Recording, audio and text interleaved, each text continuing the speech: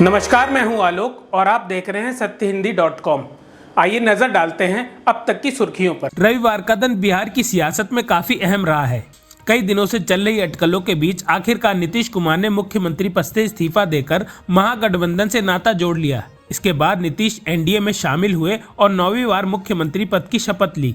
राज्य में एनडीए की सरकार बनने के बाद आरजेडी के खिलाफ पहला एक्शन ले लिया गया है। आरजेडी नेता और विधानसभा अध्यक्ष अवध बिहारी चौधरी को पद से हटाने के लिए बीजेपी नेता नंद किशोर यादव ने अविश्वास प्रस्ताव का नोटिस भेजा है।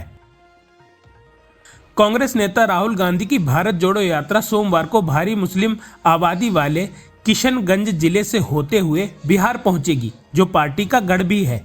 राहुल गांधी का बिहार दौरा कांग्रेस के पूर्व सहयोगी नीतीश कुमार के साथ मतभेद के एक दिन बाद हो रहा है, जो भाजपा के नेतृत्व वाले एनडीए में वापसी कर रहे हैं।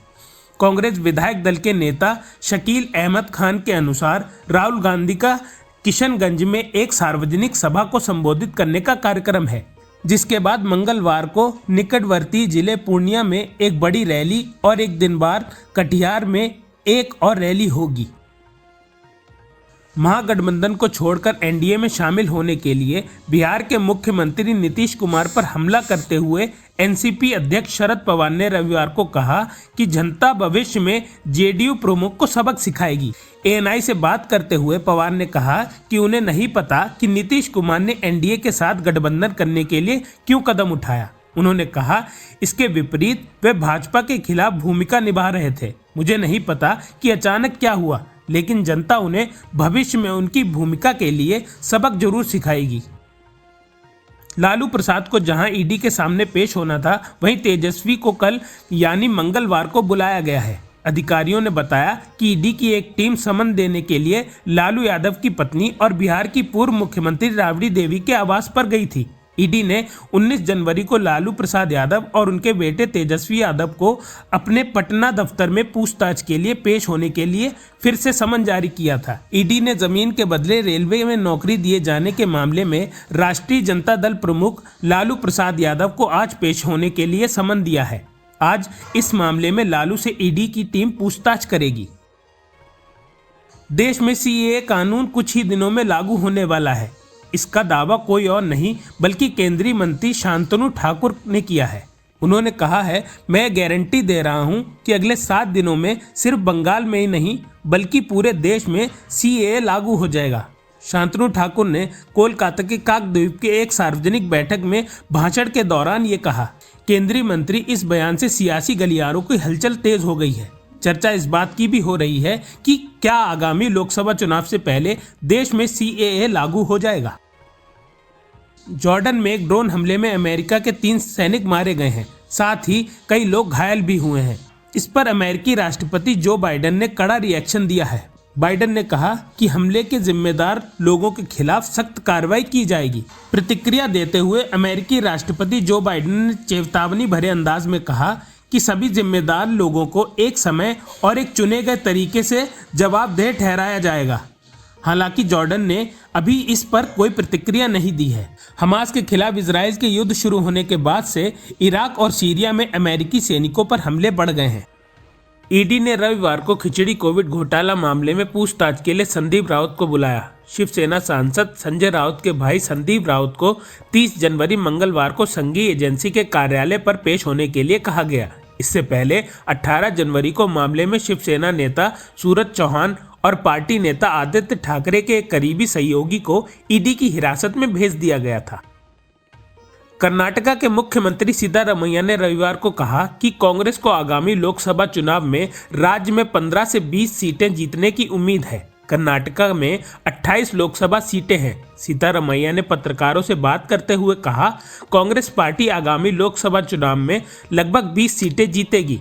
हम राज्य की सभी 28 सीटें जीतने का दावा करने वाली भाजपा की तरह झूठ नहीं बोलते। हमारी उम्मीद है कि हम 15 से 20 सीटें जीत सकते हैं। मालदीव की संसद में रविवार को जबरदस्त मारपीट और हंगामा हुआ। मीडिया रिपोर्ट्स के मुताबिक रविवार को प्रेसिडेंट मोहम्मद मोइज़ो की कैबिनेट पर संसद की मोहर लगनी थी। जब विपक्षी सांसद संसद के अंदर जाने लगे तो गार्ड्स ने उन्हें रोकने की कोशिश की। हालांकि ज्यादातर सांसद अंदर चले गए।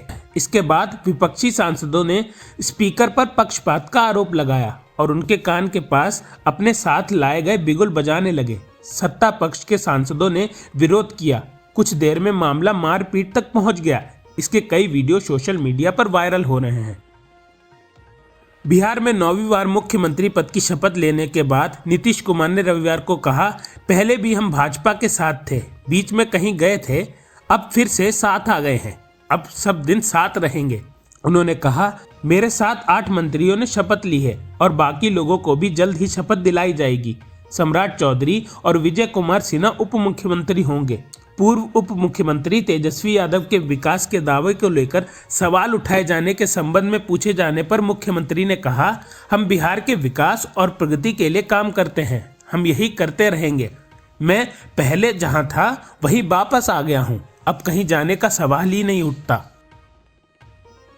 कांग्रेस सांसद शशि थरूर ने रविवार को कहा कि जेडीयू का इंडिया ब्लॉक से बाहर जाना बिहार में एक झटका है, लेकिन इससे सही मकसद के लिए लड़ने का लोगों का संकल्प 2 गुना हो जाएगा। उन्होंने एक कार्यक्रम के मौके पर समाचार एजेंसी पीटीआई को बताया, यह निश्चित रूप से बिहार में एक झटका है, लेकिन तथ्य यह है कि राजनीति में उतार चढ़ाव आते रहते हैं। मुझे लगता है ये कई मायनों में बिहार के साथ साथ अन्य जगहों में लोगों के दृढ़ संकल्प को 2 गुना कर देगा, सही चीजों के लिए सही तरीके से लड़ने के लिए।